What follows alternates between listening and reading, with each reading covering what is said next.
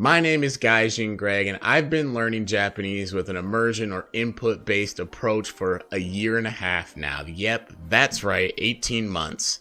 And I've been, as of today, I've been studying for 552 days straight of Japanese using this approach. If you did miss some of my previous update videos, make sure you look down below. I've got some links, and those will give you some pretty good context to how my journey was up until the 1 year mark. And I know I did mention that I would have some other non-update videos for you guys before this one came out, but there's a good reason for it, and there's a reason my background has changed as well. So make sure you stick around and find out. There's a big secret. And while you're at it, make sure to like, subscribe, and hit that bell icon to make sure you get notified every time that I upload. But without further ado, let's get into the stats. So jumping over to my polylogger, we can look at my stats a little bit here. So for total time with the language, I've got about 1,139 hours. That averages out to just over 2 hours and 4 minutes a day, which is still above my goal of 2 hours a day. And for total breakdown, what we've got for listening, we've got about 708 hours, which is about 63% of my time. For vocabulary, we've got about 294 hours, which is 26% of my time. We've got grammar, which is about 64 hours, 6% of my time. And finally, we've got reading, which is 61 hours, or 5% of my time. These little slivers right here are just some other activities I've done, but really haven't added up to anything significant yet. So before I get into my current thoughts, let's talk a bit about the material I've been using for input. And we'll start with listening. And on the podcast side of things, the only thing I've really been using recently is the bite-sized Japanese podcast. Honestly, I would love some more recommendations for Japanese podcasts for natives. I've been looking to get into some of those, but honestly, haven't been able to find anything. So if you guys do have any recommendations, please let me know down in the comments below. For anime, I've been watching a couple of things. I've watched Ore Monogatari, or My Love Story, and to be honest, I remember laughing at people who told me to watch this anime in like 2015 when it was coming out, and I thought it was dumb, and I really liked it a lot. I was thoroughly enjoying my time with this anime. And then the other anime that I watched was Naruto Shippuden, and that's just a classic. It's like anime comfort food for me. Like whenever I don't want to like work hard, I just throw on some Naruto Shippuden and I can just cruise through some episodes. So I really like that a lot. So I've watched a couple of dramas since the last update video, and the first one I watched was Uri Owaru, and in English it's called Ripe for the Picking. And this was kind of an interesting one. I do love like trashy dramas with like contrived, like nonsensical plots. And this show kind of did it for me. Honestly, I enjoyed it. I thought a lot of the scenarios were quite funny. Definitely not for everybody. So you'll have to look up the synopsis and know if this is kind of your type of show or not. But another show that I did watch, another drama, was Orange Days, or Orange Days. And I really liked this. I think this is one of like the favorite shows that I've ever watched, English or Japanese. I highly recommend it for anybody, even if they're not learning Japanese, to watch this show. It really had me in my feelings, to be honest. And the last drama that I watched is Nigeru wa Haji da ga Yaku ni Tatsu. And in English, I believe that's called Full-Time Wife Escapist, and I really enjoyed it. I thought there was a lot of kind of funny situational comedy situations, or whatever you want to call it. So I think if you do enjoy dramas, I can recommend this to you. On to reading, and I kind of fell off Majo no Takyubin, or Kiki's Delivery Service. I'm close to the end, and so I would like to finish it at some point. But to be honest, not finishing something and just moving on to the next thing is perfectly fine.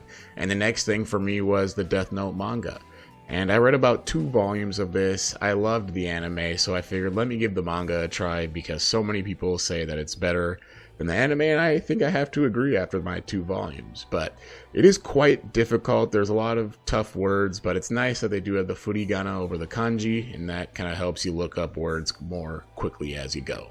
For vocabulary, I'm still using the core 2K, 6K deck. I've only got about 48 more days left on that at 10 cards a day, and I've been getting into sentence mining now, which I'm going to talk about a little bit later, but it's definitely the biggest deviation so far and kind of the biggest new thing I've done so far. So these are my two main decks, and honestly, I play around with a couple other smaller decks every once in a while, but really not much there. One thing I would like to get better at is like reading names in kanji, but to be honest, I haven't been able to find a really good Anki deck for that, so maybe that's something I just keep on picking up through Immersion. I do feel like I'm a little better, but would like to kind of artificially accelerate that process. And for grammar, I haven't really done much since the last video, to be honest. Every once in a while, I'll watch like a Kurodali video, and sometimes I learn something new, or other times I learn kind of something I already know, but from the perspective of like the Japanese. And I do feel like that is very useful, and having that like Japanese lens on a grammar point versus an English one definitely does make things make more sense a lot of times. So every once in a while, if I need something a little more easier to digest, I'll throw on some grammar videos. So now that we've covered what I've been doing, let's talk about how I've been feeling. And when I actually stop and think about it, I'm pretty satisfied and happy with where I'm at. 18 months really isn't that long in the grand scheme of life, and it did feel like it went by really fast, but it is a long time to stay dedicated to something like daily. And being at over 1,000 hours feels really good. And it just goes to show that, you know, if you stay dedicated day after day, these things are going to stack on top of each other, and the numbers really are going to be high before you know it. I do log my time, but I don't really pay super close attention to it, except for when I'm doing these update videos. And so it really is good to sometimes let that sink in, what I've done so far and what I've achieved so far.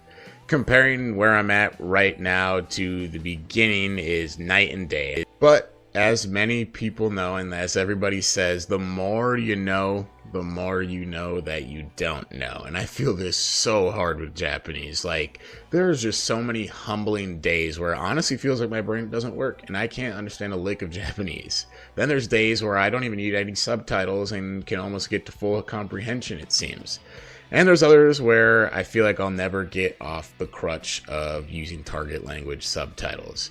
When looking back, it's easy to know that this is kind of all part of the journey, but when I'm in the day-to-day grind, I can lose sight of that, and the intermediate plateau is a very real thing, and I feel like I'm really entering the thick of it, or have been in the thick of it for a little bit now. I just gotta embrace it and keep chugging along. One big challenge that I faced and was able to overcome in the last 6 months was getting a new job and getting into a new routine. And honestly, it was way tougher of a transition than I thought it was going to be. It's a hybrid role, which previously I was fully remote, so Mondays and Fridays where I work from home, it's not an issue and it's pretty much the same as before, but when I do go into the office on Tuesdays through Thursdays, I'm quite exhausted, and it really feels like, you know, my 25-ish minute commute each way is like super precious time that I'm losing, and I'm just like dead tired at the end of the day. But I do listen to podcasts on my way into the office, but on the way home, I've kind of found that, you know, just letting my brain decompress and getting ready for my evening immersion session, Anki, is usually better. Otherwise, my brain just gives out on me.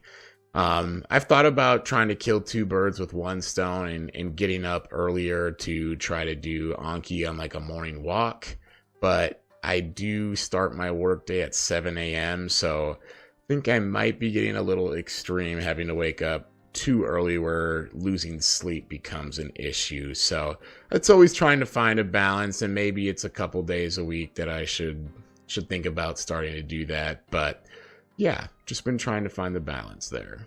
Another massive challenge for language learning, and honestly just life in general, is that my wife and I have a child that's on the way, and by on the way, I mean could basically happen at any moment. And I really have no idea what this is going to mean for my language learning journey. And I know having an infant is going to be one of, if not one of the biggest challenges just in my life, period, so far. So I'm going to do my best to maintain my 2 hours a day, but obviously my child and family are going to come first. And at a bare minimum, my goal is I will never miss a day of Anki. I will always get it done no matter what. And so tentatively, I guess, as much as you can plan with these things, my thought is that, I should have some time when baby is sleeping where I can sneak some immersion in if I'm not too tired myself. And that's a big if, but I'll probably just have to play things by ear, to be honest. And if anybody has any ideas or suggestions on what to do or good ways to immerse with an infant,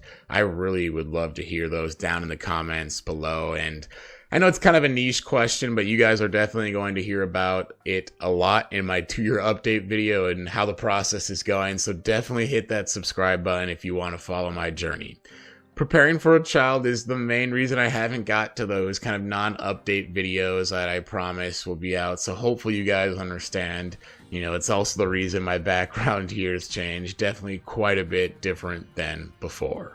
So I mentioned earlier that I started sentence mining and making my own new vocabulary cards in Anki in earnest. And I'm still going through the core 2K, 6K deck, almost done with that. But at the same time, I've been mining my own words, and I don't have a really super strict goal of like how many cards per day I want to make, but the days where I do immerse from home on my computer, I try to get as many cards as I can. And as of right now, I've got about 732 cards in my deck. I've got really a good workflow down now, and I think long term my goal is, I'd like to have 15 to 20,000 words between all of my vocabulary cards by the time things are all said and done. And I know this is an ambitious goal, but I guess who knows? Maybe I'll end up regretting that goal.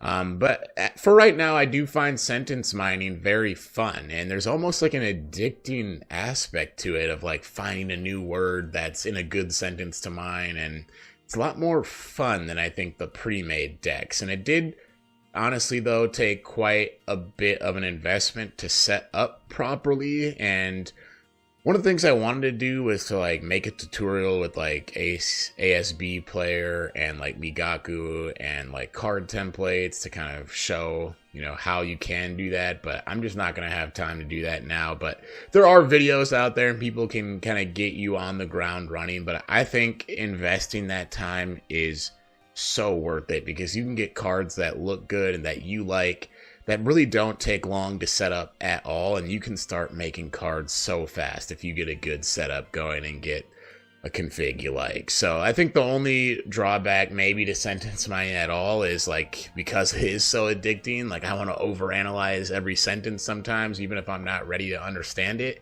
And like at some point I'm going to want to get back some of my volume of free flow because I've been doing quite a bit of like intensive immersion, trying to find every word I can to mine. And I think, maybe some of this intensiveness wears off naturally as I understand more and more, and just naturally things become more free flow. And if there's one thing I could go back and change now, it probably would be how much like raw listening with no subtitles I did at the beginning of my journey. Like I really feel like I probably slowed my progression down some. Like watching with target language subtitles is such a cheat code for boosting your comprehension, and then later on you can get back to free flow. So that's one piece of advice I personally have from what I experienced. Another piece of advice I have, you need to switch your Anki algorithm to FSRS. It really has saved me so much time on reviews. And so basically there's a different algorithm that achieves roughly the same vocabulary retention results as the original Anki algorithm, and it requires less reviews in a day. So this really just saves you a ton of time that you can just put back in towards immersion. And I'm going to link a video about this topic down in the description below if you're interested, because there's a lot of people who can explain it much better than I can. But again, highly recommend this. So regarding the monolingual transition, and I still don't feel like I'm 100% ready for it, but I think maybe I just need to take the leap of faith soon and start using like Japanese only dictionaries. Maybe my goal is to start at the 2-year mark, but I need to think about it a little more still.